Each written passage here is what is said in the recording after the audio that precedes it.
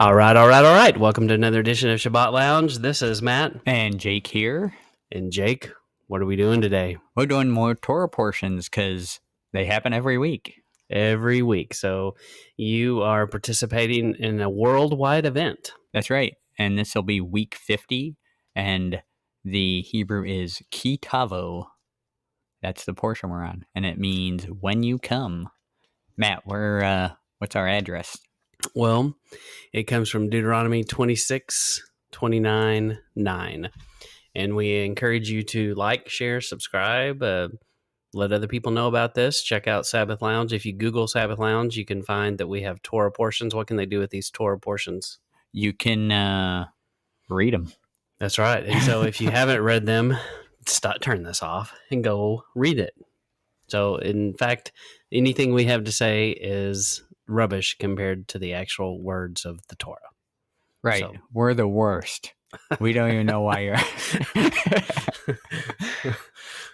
but we are glad you're here. Yeah. So, we're just going to give you a high-level view of what we kind of found as interesting in week 50. All right. So here we go, week 50. So one of the first things you see is in 26:8, there's a mighty hand and outstretched arm. It's used 10 times in Deuteronomy. And then Yeshua said to him, "The words are your own, but I tell you that one day you will see the Son of Man sitting at the right hand of Yahuwah and coming on the clouds of heaven." Matthew 26:64. So could these things be connected, Jake? I believe they are. And I think we had mentioned, since it does mention mighty hand, outstretched arm several times in Deuteronomy, that, this seems to be a point to Yeshua. And, both things, the outstretched arm could be pointing to the cross, and then the mighty right hand of Yah is, he sits at the right hand of Yah. So, and I think there's a principle here from the right hand of fellowship, that implies that something good's going to happen and we're going to be friends. It also is what is happening when you need a hand. Just the term of, "Hey, can you give me a hand?" Or if you're trying to get up on something high and somebody reaches down and offers their hand to you. In essence, that's what Yeshua has done to us. Yeah. And so there's a lot of symbology to a helping hand, helping save you from whatever situation you're in. Right. So it goes on. It's handy. It's handy. That's right. Jake, would you read Isaiah 59, 1-2? "My hand is not too short to save, nor is my ear heavy that it cannot hear. But your iniquities have separated you from me, and your sins have hidden my face from you." Once again, implying that the hand is salvation. Yeah. It's what brings the saving. Reach down and save you. And it's not short like the tiny hands from the Saturday Night Live skit from years ago. So, I guess not. Yeah, it's nothing like that. Yeah, but I think that's exactly what he was saying here. He looked through space-time and said, "That's what I'm all about." No, he said, "My hand is not like that." Right. It's not useless. Yeah. So, but it's not only this hand of salvation, but he can hear us and we'll be heard. Yeah, and this is that idea of, you hear about, well, Yah never leaves you. If you stop hearing from him, it's because you're the one that's separated. And that's kind of this concept here. Yeah.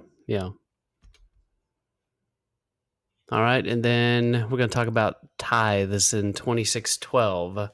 You see the tithes of produce increasing as you are blessed. Yeah, so the idea of, as you increase, as you're blessed, you have to get more. Spread that around. And mostly tithes are connected to ag and produce, but could they be connected to money? And Jake, you brought up something. Yeah, so Abraham, when he tithes to Melchizedek from the ransacking of the 5 kings to save Lot, which is an awesome story, by the way. He gives a tenth of everything, which includes the monies that he got from that event. Yeah. Yeah, it's definitely interesting, but you don't see a lot of reference in these ties saying we need to build a bigger parking lot. We need to build a new building. Yeah. That these ties went to it says right here to give to the stranger, the fatherless, and the widow, but mostly these ties are going to the Levites so that they can eat Right. because they don't have a blessing of land. Yeah, then that's their job, is to priest Yeah, it up. Do the duties. Well, the Aaron's family's Yes, duty is that's to right. priest it up, but And then Isaiah 59 1-2. Did we repeat, or I went back? oh, you went back, man. Sorry, I went back. Perfect. All right. And then we see a connection to James. So would you read James this? 1:27. Pure, unstained religion, according to Elohim our Father, is to take care of orphans and widows when they suffer and to remain uncorrupted by this world. All right. So you think that has a connection back to this? Yes, I do. All right. I think it does. Let's look at another one. Once again, both of these are going to be references to Christians keeping Torah. Right. So Acts 6, this is 1-7. At that time, as the number of disciples grew, Greek-speaking Jews complained about the Hebrew-speaking Jews. The Greek-speaking Jews claimed that the widows among them were neglected every day when food and other assistance was distributed.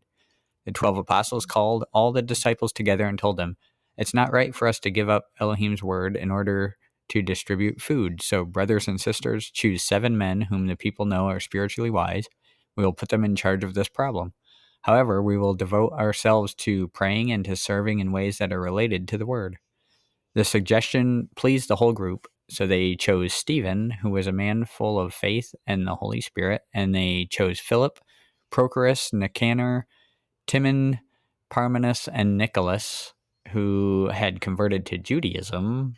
This seems like a strange translation here, but in the city of Antioch, the disciples had these men stand in front of the apostles, who prayed and placed their hands on these 7 men. The word of Elohim continued to spread, and the number of disciples in Jerusalem grew very large. A large number of priests accepted the faith. Interesting. And interesting note about this Nicholas, who might be connected to the Nicolaitans. Yeah, see our study on that. Kind of interesting. Yeah. But the point is, this is examples of them taking care of the widows because of the scripture. Right. And there's a ministry in Missouri, and they have a coffee shop called True Brew in Ava, Missouri. True Brew. Yeah, and so that place is pretty cool. And this is kind of their deal is, when you're doing these things, giving to the widow and the orphan and the fatherless and that kind of thing, and helping feed people, that's what Yah wants from us. So that's kind of part of their ministry. Yeah. Well, and I've also even heard about people doing that with cars and things, and making sure, especially single parent mothers have transportation that works and they don't get ripped off from a mechanic. And so people sometimes I've seen some mechanics that do a ministry like that. There was some guy in Texas Country Reporter had him on. Okay. I always thought that was really cool. Yeah. The nuns do that, don't they? I don't know. They fix cars. I think at one point, my wife had got a car from the nuns, or gave a car to the nuns. I'm not sure how that worked out, but because she was a single parent, somehow it's related. Mother? No, they must have given it to There's some story there, Jake. There is. I should figure it out, and we'll have that featured on a later podcast. All right, that sounds good. All right, and then there's this concept of these stones, and I put this image here. If you can't see this, if you're listening to a podcast, there is very famous Ron White, who is no longer with us, but he found this pillar on the edge of the water by the beach in Egypt along the sea. And it's kind of interesting here. But Jake, would you read 27? Yes. Set up stones to help your kids remember Yeah, it's pretty short and sweet there. Yeah. But that's, through it's 27, 1 through 11 kind of discusses that setting up of those stones. And it's not a new concept. We see it elsewhere in Genesis 31, 45 through 50. Jacob took a stone and set it up as a marker. Then Jacob said to his relatives, "Gather some stones." They took stones, put them into a pile, and ate there by the pile of stones. In this language, Laban called it Jager Sahadutha, which is witness pile, apparently, but Jacob called it Galid. Which would you rather call it? Witness pile. Do you want to call it Jägermeister there or Galid? I'd call it witness pile. Yeah, I think I like witness pile too. And then he slept on them and had a vision. Yes, and they had the best night of sleep he ever had. MyPillow.com. Rock. So yeah, that's an interesting subject in itself. I still don't understand that. Yeah. All right, so this was not the first time. Rocks were softer back then. I think. Maybe so. Yeah. And it continues. Yeah. Laban said, "This pile of stones stands as a witness between you and me today. This is why it was named Galid and also Mizpah, watchtower, because he said, 'May Yahweh watch between you and me when we're unable to see each other. If you mistreat my daughters or marry other women behind my back, remember that Elohim stands as a witness between you and me.'" That's some kind of, I don't know, that's some kind of gumption on Laban's part to start pretending he's got scruples. Yes, that's right. Yeah. But definitely it's establishing this concept of setting up a rock pile was biblical. It was not it was something that had been done before. Yeah. Matt, do you think that ties into why Bigfoot is known to stack rocks? I didn't know Bigfoot stacked rocks. You need to learn a little bit more about Bigfoot. I guess so. That's like Bigfoot 101. Okay, that. Maybe that's 201. But I think a lot of people stack rocks. Yeah. I don't know how you can know. And then Joshua 4, 2 through 3.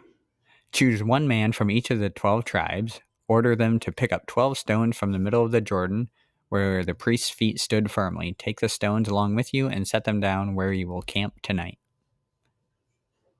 The people of Israel did as Joshua had ordered. They took 12 stones, one for each of the tribes of Israel. They took them from the middle of the Jordan as Yahweh had told Joshua. They carried them to the camp and set them down there. Yeah, I don't know why I changed my accent there from Joshua to Yahshua, but it's the same. Same. In case you didn't know. Right. Oh, and it continues. Joshua also set 12 stones in the middle of the Jordan River where the priests who carried the Ark of the Promise had stood. The stones are still there today. To this day, Matt. Still there. That's I think they mean in the time of the writing, right? Yes, the time of the writing. Oh. I used to think that back. When I was little. They're still there today. I did too. Why aren't we going to look at them? And in my family, we had a thing happen to our youngest son, and he almost got lost and on a train and in a major city. So when he got back, as a way to thank y'all for saving him, we did a rock stack. Hey. So, but we used big rocks. But it's kind of interesting. I don't picture these being big. If a human can pick them up, they can't. They're not like boulders, but we use big ones. So, and it's still there today. To this day. To this very day. And the whole reason we did it is so people would walk by and go, why do you have the stone stack there? And that's the point. That's what you're supposed to do. Those memory piles. Witness pile. Witness pile. And you don't use cut stone. They're just stone the way they are. So it's interesting, though, because man likes to make monuments, but we want to cut the stone. Right. So, like that granite pillar in the previous slide. Yes. And that was Solomon who did that later. Yeah. And, anyway, kind of interesting. It's definitely a concept that you see there. And then chapter 27, you've got this.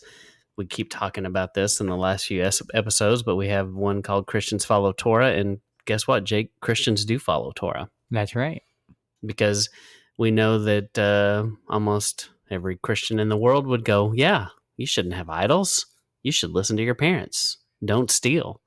Be nice to the blind people and the widow. Don't trick them. Don't have sex with your dad's wife, your sister, or a beast or mother-in-law, and be neighborly and don't murder. That all seems like good advice to me. Sounds straight up. Yep. And those are all straight out of Torah. And most Christians follow those to a T. No That's problem. right. So if you start a podcast out there called Straight Outta Torah, then we want some credit. That's right. Right. No, you don't need to pay us. It's okay. Yeah. And then in 28, we start seeing the blessings and curses. So the first part, 1 through 14, is blessings. And then, Jake, why do you think it takes so many verses, 15 through 67, to describe the curses? Because there's a few good things that can happen to you, but there's a lot of bad things that can happen to you. A lot of things can go wrong. And he's like, don't worry, I know how to smite you if things get off the rails here. Well, and I think, honestly, it's because of his foreknowledge. He wanted them to know the blessings, but honestly, he's like, prepare, because these guys need to hear this part because this is going to all happen. Yeah. So, unfortunately, they didn't receive the blessings to the extent that they should have because of the things that they do. Yeah. And then these are some of the curses, yeah, right? In 28:26, it describes your carcass shall be meat unto the fowls. That's foul. That sounds bad. That sounds foul. No, thank you. And then what do we see Abraham do in Genesis 15:11? When birds of prey came down upon the carcasses, Abraham drove them away. Something about birds and carcasses. Now, they go together. Yeah. Now, I've heard talk of, well, birds in scripture represent evil and bad, and which in these cases, yes, that's bad stuff. But then again, Yahweh's likened to an eagle, things like that. So just careful with the broad brush situation there. Well, and I just think it's interesting tying those two passages together for sure. There's something there with what you're describing. And once again, this is fast and furious, and you'd have to dive deep into that in your own rabbit trail on your own time. Right. And then in 46, these curses will be a sign and an amazing thing to warn you and your descendants forever.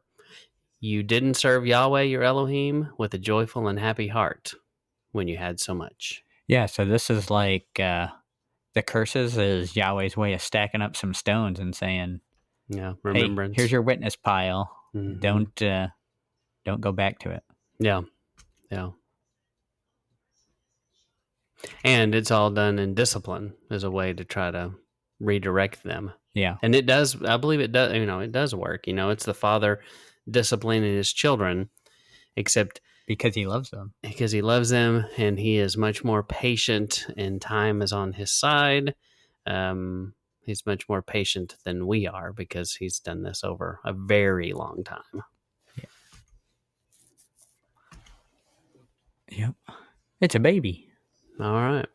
So in verse 53, it says, because of the hardships, your enemies will make you suffer during the blockade. You will eat the flesh of your own children, the sons and daughters, whom Yahweh your Elohim has given you. That sounds terrible. Yeah, it's terrible. And Leviticus 26:29 says, you shall eat the flesh of your sons and the flesh of your daughters. Right. Now, if you just took this verse on its own, you'd go, oh, well, that's a command. We need to do that. Crazy. But no, this is in Leviticus also. He was warning them that these are going to be the curses that you deal with. And so in Deuteronomy, he's reminding them, hey, remember, I already told you this, but. And I'm sure some people are sitting back going, oh, we're not going to do that. Why would we do that? That's terrible. That's crazy dog. And then we see 2 Kings 6:26 through 29. Once, when the king of Israel was walking in the city wall, a woman cried out to him, "Help me, your majesty." "Don't ask me," he replied. "Let Yahweh help you. Where could I help? Where could I get help for you? From the threshing floor or from the winepress? But what troubles you?" the king asked her. The woman answered, "That woman said to me, 'Give up your son, and we will eat him today, and tomorrow we'll eat my son.' So we cooked up my son, as one does, and we ate him, and, we were sustained. The next day I said to her, 'Give up your son, and let's eat him.' But she hid her son." Do you believe this woman? Well, I believe she's pretty crazy. I think it's crazy. Pretty crazy town for sure. So not your normal situation. Yeah, so that's the case where Solomon says, "Well, give me no, that's the whose baby is this?" Yeah, That's right. yeah. Okay. So, but this is just showing you that later on, that unfortunately, this gets fulfilled. Yes. And then in other places, as second witnesses, Josephus mentions it, and other historians. And unfortunately, it happened there in Kings, and it just was a terrible thing. Yeah. And then in chapter 28, we've got, as we continue, we talk about the blessings and curses. We also did a thing about blessings and curses, and you can find a whole playlist where, Jake? On SabbathLounge.com. Yep. And so if you just Googled blessings and curses, Sabbath Lounge, you'd probably find this. Right. And we took several screenshots. But what's interesting about this place is, so we are, basically kind of up on a ridge with Moses and the people. And Moses is about to not get to go into the promised land, but they're on the precipice of going into it. And this is the area they enter between Mount Ebal and Mount Gerizim, and Joshua is going to lead them through in just a little bit. If you keep reading, and like Joshua, you'll see where that happens. Yeah, so it's like essentially a gate that you have to walk between these mountains to get where they're going. And Abraham and Jacob came through here, and it was definitely a place that the patriarchs visited and came through. Yeah. As foreshadowed. And then you see the Mount of Blessing, which is Gerizim, and the Mount of Cursing. And you've got the Simeon, Levi, Judah, Issachar, Joseph, and Benjamin on the Mount of Blessings, and Reuben, Gad, Asher, Dan, Zebulun, and Naphtali on the Mount Ebal, the Mount of Cursing. But if you, like I said, if you want to go into more detail, that would be something you could watch. Yeah, and they'd just be yelling this stuff across this chasm to each other, right? What would they be yelling? We're better than you. Well, like, we got spirit. Yes, we do. We got spirit. How about you? I think that's what they did. Probably, but no, they were supposed to recite the blessings and the curses from these mountains, right? Yeah, that's true. They weren't yelling, "We got spirit," or they weren't yelling. Well, the people Joshua, on the he's blessings, our man. the people on the blessing side were saying that. Maybe We've got the spirit. How about you? No, we don't. Yeah. So anyway, that's interesting. Well, this kind of wraps up week 50, when you come, or Ki Tavo. And this is Deuteronomy 26 through 29:9. Yep. So check out Sabbath Lounge. Give us a subscribe and a thumbs up, and throw some comments down there so we see how this is working out for you. And Matt, anything else? Just leave us something in the comments that lets us know that you listened to something here. Give us an emoji that only we would know what it means. I don't know what that means, Matt. I don't either. So maybe you can figure it out. All right. Well, this is Matt and Jake signing out.